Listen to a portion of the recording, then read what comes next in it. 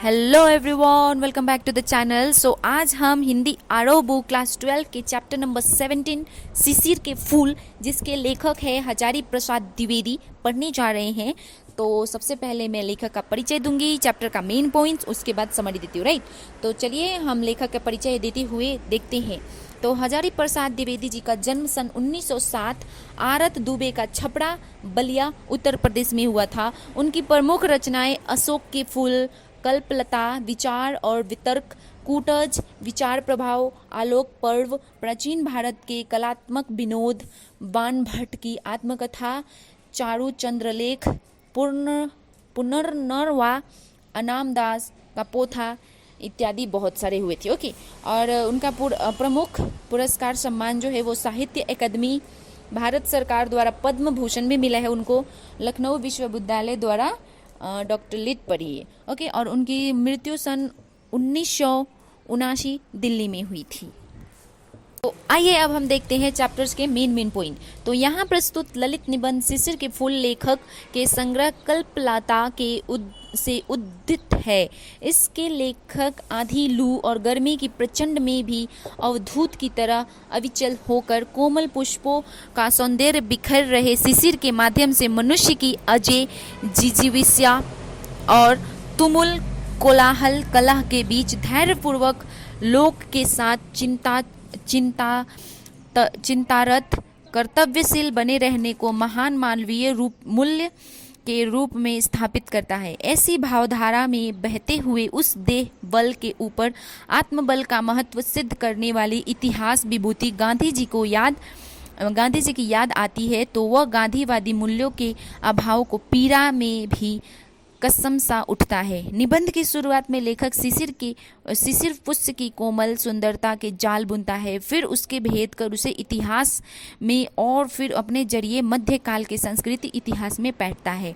फिर तत्कालीन जीवन व सामंती वैभव विशाल विलास को सावधानी से उकेरते हुए उनका खोललापन भी उजागर करता है। लेखक अशोक के फूल के भूल जाने की तरह ही शिशिर को नजरअंदाज किए जाने की साहित्यिक घटना से आहत है और इसी में उसे सच्चे कवि का तत्व दर्शन भी होता है। उसके अनुसार योगी की अनासक्त शून्य और प्रेमी की सरस पूर्णता एक साथ उपलब्ध होना सत्य कवि होने की एकमात्र शर्त है। ऐसे कवि की समस्त प्राकृतिक और मानवीय वैभव में रमकर भी चुकता नहीं और निरंतर आगे बढ़ते जाने की प्रेरणा देते हैं।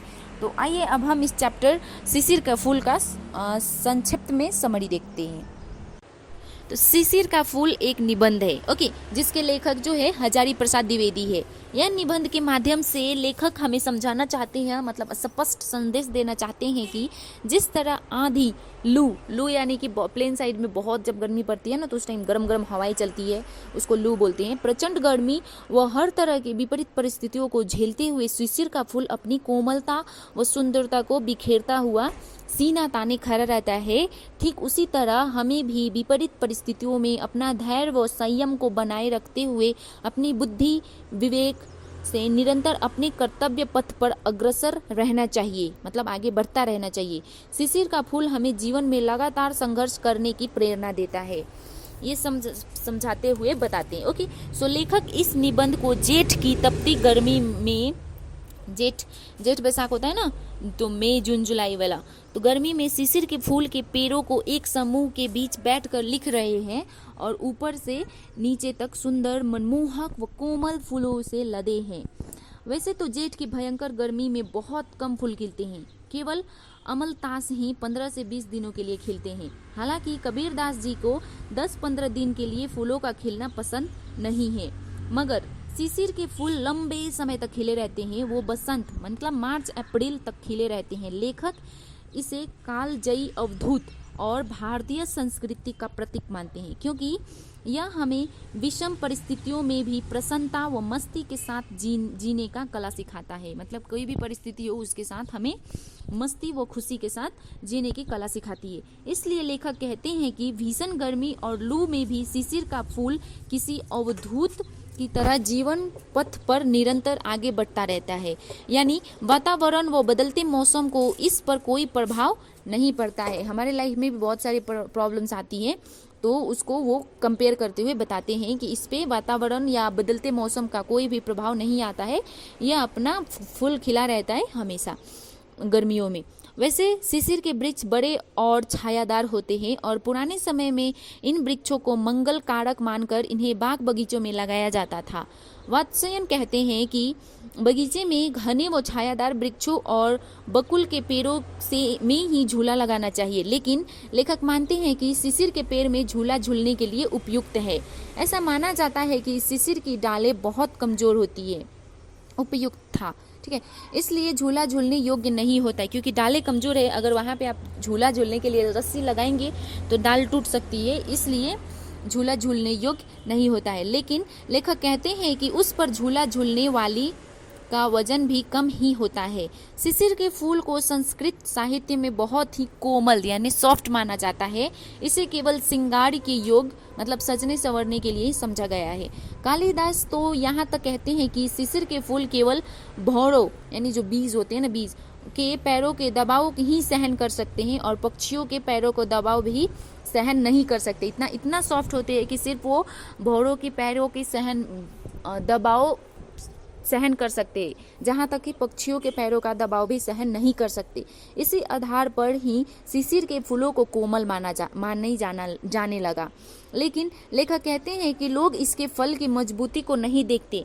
इसके फल इतने मजबूती से अपने स्थान या डालियों पर टिके यानी चिपके रहते हैं कि नए फल के आने पर भी वो अपना स्थान आसानी से नहीं छोड़ते।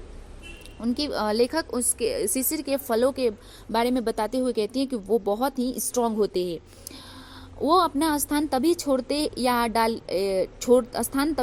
हैं या डालियों से तभी नीचे गिरते हैं जब उन्हें जबरदस्ती धकेला जाता है, यानी जबरदस्ती निकाला जाता है, तभी वो फल डालियों को छोड़कर निकलते हैं, अन्यथा सूख कर भी वो डालियों में ही खरखराते रहते हैं। इस संदर्भ में लेखक को उन नेताओं की याद आ जाती है जो समय को नहीं पहचानते और प्रसिद्धि व लोभ लालच के चक्कर में अपने पद पर बने रहते हैं। वो अपने पद को तब तक नहीं छोड़ते जब तक उन्हें जबरदस्ती धक्का मारकर छोड़ने को विवश न किया जाए।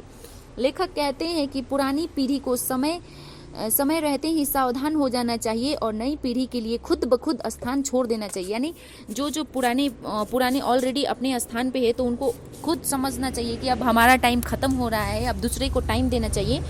तो इसलिए यहाँ पे लेखक बोलते हैं कि पुरानी पीढ़ी को खुद ब खुद समझदार हो जाना चाहिए और नई पीढ़ी के लिए स्थान छोड़ देनी चाहिए। लेखक मानते हैं कि वो वृद्धावस्था यानी बूढ़े और मृत्यु इस जगत के सत्य है और शिशिर के फलों को समझाना चाहिए कि झरना निश्चित है, परंतु सुनता कोई नहीं। मृत्यु को देवता निरंतर कोड़े चला रहे हैं, उसमें कमजोर समाप्त होते जाते हैं। जीवन धारा वो समय के बीच संघर्ष चालू है। हिलने डुलने वाले कुछ समय के लिए तो बच सकते हैं, पर झड़ते ही मृत्यु निश्चित है। लेकिन लेखक मानते हैं कि भयंकर गर्मी में शिशिर का फूल अपने लिए जीवन रस ढूंढ ही लेता है। एक वनस्पति शास्त्री ने बताया कि यह वायुमंडल से अपना रस खींचता है, तभी तो भयंकर गर्मी व लू में ऐसे मीठे केसर उगा सकता है। फूलों के अंदर का कोमल रस बोलते हैं उसको, और किसी अवधूत की भांति अपना अस्तित्व बनाए रखता है। यहाँ पर लेखक कहते हैं कि इस तरह कभी भी सिर्फ उनको ही माना जा सकता है जो स्थिर प्रज व अनासक्त योगी और शिशिर की भांति ही पकड़ हो। कबीरदास और कालिदास जी उसी श्रेणी के कवि माने जाते हैं। कालिदास ने शकुंतला के सौंदर्य का वर्णन किया है। वास्तव में वो शकुंतला का सौंदर्य नहीं बल्कि कालिदास के हृदय की सुंदरता है। बोलते हैं ना कि अगर आपको कोई व्यक्ति अच्छी लगती है तो वो व्यक्ति अच्छा नहीं लगता, बल्कि आपका मन अच्छा होता है, राइट। तो यही बात कहते हैं यहाँ पे। लेखक मानते हैं कि सिर्फ शब्द लिखने और तुकबंदी करने की कविता नहीं कह सकते। लेखक का मानना है कि जिसे कवि बनाना है उसे अनासक्त योगी वो पकड़ बनने की जरूरत है। कालिदास भी किसी अनासक्त योगी की तरह शांत मन और चतुर प्रेमी है। उनका एक एक श्लोक मंत्र मुग्ध कर देने वाला था। शकुंतला का वर्णन कालिदास ने ही किया है। लेखक कहते हैं राजा दुष्यंत ने भी शकुंतला का चित्र बनाया, लेकिन उन्हें उस चित्र में हर बार कुछ न कुछ कमी महसूस होती थी। बहुत देर बाद उन्हें समझ में आया कि वो शकुंतला के कानों में शिशिर का फूल लगाना ही भूल गए। कालिदास सौंदर्य के बाहरी कवर को भेद कर उसके भीतर पहुंचने में समर्थ थे। वो सुख दुख दोनों में भाव रस खींचकर लिखा करते थे। ऐसी प्रकृति सुमित्रा नंदन पंत व रविंद्रनाथ टैगोर ने भी थी। शिशिर पक्की तरह लेखक के मन के भावों की तरंगे उठा देती थी और आग उगलती गर्मी में भी अपना अस्तित्व बनाए रखती थी। लेखक कहते हैं कि आज देश में चारों ओर मारकाट, आगजनी, लूटपाट आदि का छाया हुआ है। बहुत सारे लूटपाट, मारकाट, आगजनी होती है ना। ऐसे में क्या स्थित रहा जा सकता है?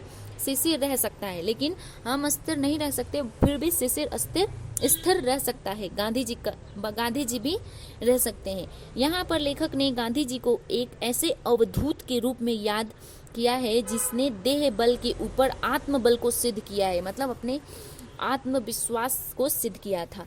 राइट, यानी शारीरिक रूप से बेहद कमजोर गांधी जी ने अपने आत्मबल के सहारे, यानी अपने अगर मन में विश्वास है, इसकी बात कर रहे हैं यहाँ पे, तो उनका शरीर इतना मतलब कोई फाइट करने वाले नहीं थे, फिर भी वो अपने आत्मबल के सहारे अंग्रेजों के खिलाफ कई बड़े आंदोलन सफलतापूर्वक चलाए और देश में गांधीवादी मूल्यों की स्थापित की। यानी कि अगर हमारा मन और आत्मबल निश्चय हो तो हम कुछ भी कर सकते। राइट, इसलिए लेखक जब शिशिर की ओर देखते हैं तो उनके मन में एक भूख उठती है, हाय वह अवधूत आज कहाँ है। यानी आज देश में न गांधी जी है और ना ही उनके जीवन मूल्य को मानने वाले लोग हैं। तो यहाँ पे यह चैप्टर की समरी खत्म होती है। उम्मीद करती हूँ आपको ये चैप्टर की समरी पसंद आई हो, शिशिर के फूल। एंड अगर वीडियो पसंद आ रहे हैं आपको तो वीडियो को लाइक करें, चैनल को सब्सक्राइब करें एंड बेल आइकन को प्रेस करें ताकि मेरे नए वीडियो आपके पास जल्द से जल्द पहुँच सकें। एंड मैं आपसे अगले वीडियो में मिलती हूँ। Till then bye bye, take care, see you in the next video.